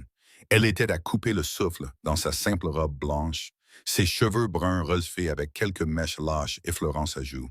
La perle à son doigt captait les lumières et brillait. Harrison l'a regardé et a oublié comment respirer. L'officiant a commencé à parler, mais Harrison n'a à peine entendu un mot. Il ne voyait que Pearl, ses yeux bruns brillants, le sourire se formant sur ses lèvres. Puis ce fut le moment des vœux. Harrison a pris ses mains dans les siennes. Sa voix était profonde et stable. Je promets de choisir cette famille chaque jour. Non par devoir, mais parce que c'est là que je veux être. Je promets de construire un avenir avec toi et avec nos enfants. Plus d'ombre, seulement la lumière que tu as apportée dans ma vie. Pearl a resserré sa prise sur ses mains. Sa voix tremblait doucement mais restait ferme. Je promets de croire aux secondes chances. De croire en toi, de croire en nous. Je promets que je ne fuirai plus, parce que tu es ma maison. Ils ont échangé les alliances, et quand l'officiant a déclaré « Vous pouvez maintenant embrasser la mariée », Harrison n'a pas attendu une seconde. Jasper a immédiatement couvert les yeux de Ruby. Ruby a repoussé sa main d'un coup. « Je peux regarder, j'ai 8 ans. » Mais couvre tes propres yeux. Des rires ont parcouru les invités. Même Harrison et Pearl ont ri dans leur baiser. La petite réception a suivi sur le toit sous le ciel nocturne. La nourriture était simple et délicieuse. Du vin pour les adultes, du jus de fruits pour les enfants, une musique douce jouait depuis de modestes haut-parleurs. Après quelques verres de vin, Sterling a commencé à raconter des histoires sur Harrison des années passées. Vous savez, il était terrifiant. Une fois, il a fait tomber un trafiquant de drogue à genoux juste en le regardant, juste un regard. Harrison a lancé ce même regard à Sterling. Sterling a souri sans aucune crainte. Ce regard, exactement celui-là. Mais ça ne marche plus sur moi. Je l'ai vu porter un tablier rose en train de brûler 3 fournées de cupcakes d'affilée. Plus si effrayante maintenant. Les invités ont éclaté de rire. Harrison a secoué la tête avec résignation, bien que le coin de sa bouche se soit soulevé. Ruby a tiré la main de son père, exigeant une danse. Jasper a dansé à contre-cœur avec sa mère après que Pearl l'ait supplié. Ils ont dansé tous les 4 sur le toit sous un ciel parsemé d'étoiles, Manhattan scintillant en contrebas. Quand la musique s'est estompée, les enfants ont couru s'asseoir avec Maggie. Harrison a glissé ses bras autour de Pearl par derrière, et ensemble ils ont regardé les lumières de la ville. « Je pensais que j'avais tout », a dit Harrison doucement. « Le pouvoir, l'argent, un empire. Je pensais que c'était la réussite. » Il l'a serré plus fort. « La vérité, c'est que je n'avais rien. Rien qui comptait vraiment. Pas avant toi et les enfants. » Pearl s'est appuyée contre sa poitrine. « Maintenant, tu as tout. » Harrison a déposé un baiser dans ses cheveux. « Maintenant, j'ai tout. » Un an après le mariage, la vie de la famille Blackwood était devenue quelque chose de complètement différent. Harrison s'était retiré complètement du monde interlope. Blackwood Holdings était maintenant une société légitime d'immobilier et de casino, dirigée par des équipes d'avocats et de comptables, au lieu de tireurs et de rivaux. Sterling est resté à ses côtés, mais maintenant, en tant que chef de la sécurité d'une société propre, non plus le bras droit d'un chef de la mafia. La Sweet Pearl Bakery avait ouvert son 3e emplacement, cette fois à Manhattan. Pearl en était la propriétaire officielle, tandis que Harrison se qualifiait en plaisantant d'assistant de cuisine à temps partiel chaque week-end. Il brûlait toujours les pâtisseries avec une constance alarmante, réussissait toujours à déclencher l'alarme incendie au moins une fois par mois, et Ruby et Jasper s'y étaient habitués. Ils considéraient cela comme une tradition familiale. Jasper, 9 ans, était premier de sa classe dans toutes les matières. Il avait déclaré qu'il avait l'intention de devenir avocat un jour pour pouvoir mettre les méchants en prison de la bonne manière, selon la loi. Harrison n'était pas tout à fait sûr s'il devait se sentir fier ou inquiet, mais il a choisi la fierté. Ruby, également 9 ans, couvrait tous les murs que Pearl lui permettait de dessins vifs. Elle voulait être artiste. Elle voulait aussi faire de la pâtisserie comme sa mère. Chaque week-end, elle se tenait à côté de Pearl dans la cuisine, apprenant à pétrir la pâte et à décorer les gâteaux. Tandis qu'Harrison gardait sagement une distance de sécurité pour éviter de déclencher un autre incendie. Un après-midi de week-end tranquille, toute la famille est allée à la Tour Blackwood pour dîner au restaurant sur le toit. Ils sont entrés tous les 4 dans l'ascenseur privé. Les portes se sont fermées et la cabine a commencé sa douce ascension. Ruby a étudié le panneau de boutons, son petit doigt effleurant légèrement les chiffres jusqu'à ce qu'elle s'arrête au 25. « Papa, c'est ici que Jasper et moi t'avons trouvé, n'est-ce pas? » Harrison a baissé les yeux vers elle et a souri. C'est exact. Le 25e étage. L'endroit où vous êtes entré et avez changé ma vie. Jasper se tenait à côté de lui, des yeux gris identiques à ceux de son père. Papa, et si nous n'avions pas été assez courageux pour venir te trouver ce jour-là? Harrison est resté silencieux un moment. Il a regardé Pearl, il a regardé Jasper, il a regardé Ruby. Les trois personnes les plus importantes de sa vie se tenaient avec lui dans cet ascenseur même. Il s'est agenouillé et les a pris dans ses bras. Alors je serai l'homme le plus riche du monde, a-t-il dit doucement, et aussi le plus pauvre, parce que je ne vous aurai pas. Ruby a resserré ses bras autour de son cou. Maintenant, tu nous as, Jasper a hoché la tête. Et maman. Pearl a posé sa main sur l'épaule d'Harrison et a souri. Et une famille. Harrison les a serrés plus fort, sentant la chaleur des personnes qu'il aimait. J'ai tout. L'ascenseur est descendu et s'est arrêté au premier étage. Les portes se sont ouvertes sur le hall lumineux de la tour Blackwood. La lumière du soleil filtrait à travers les vitres dans la dernière lueur dorée de la fin de l'après-midi. La famille de 4 personnes est sortie main dans la main. Ruby à la gauche d'Harrison, Jasper à sa droite, les doigts de Pearl entrelacés avec les siens. Les employés ont incliné la tête respectueusement à leur passage. Mais Harrison ne le remarquait plus. Il ne voyait que les 3 personnes à ses côtés et il savait qu'elles étaient tout ce dont il aurait jamais besoin. 2 enfants l'avaient trouvé dans cet ascenseur. Ils étaient entrés en tenant une photo de magazine et un dessin au crayon, plus courageux que quiconque il avait rencontré en 20 ans de règne sur le monde interlope. Et en le trouvant, il l'avait aidé à se trouver lui-même. Le faucheur était parti. Le plus redouté des chefs de la mafia de la côte n'existait plus. Mais Harrison Blackwood, mari, père, un homme en qui Pearl pouvait avoir une confiance totale, perdurerait. Parce que parfois, les choses qui changent votre vie ne viennent pas du pouvoir ou de la richesse. Elles ne viennent pas des empires ou des batailles victorieuses. Elles viennent des moments les plus simples. Comme 2 enfants se tenant la main, entrant courageusement dans un ascenseur et prononçant 6 mots silencieux. « Tu es notre père ». Cette histoire offre un rappel profond de la valeur de la famille et de l'amour. Peu importe qui vous êtes, peu importe votre puissance ou votre richesse, sans les personnes qui vous aiment, tout le reste devient vide. Harrison possédait un empire et commandait la peur. Pourtant, il était vide jusqu'à ce que 2 enfants entrent dans sa vie. Pearl, malgré les difficultés de sa situation, a élevé ses enfants seuls avec force et dignité, prouvant que l'amour d'une mère peut surmonter n'importe quelle épreuve. L'histoire nous rappelle aussi le pouvoir des secondes chances. Personne n'est parfait. Tout le monde porte un passé. Ce qui compte le plus, c'est qui nous choisissons de devenir dans le présent et dans le futur. Harrison a choisi de changer.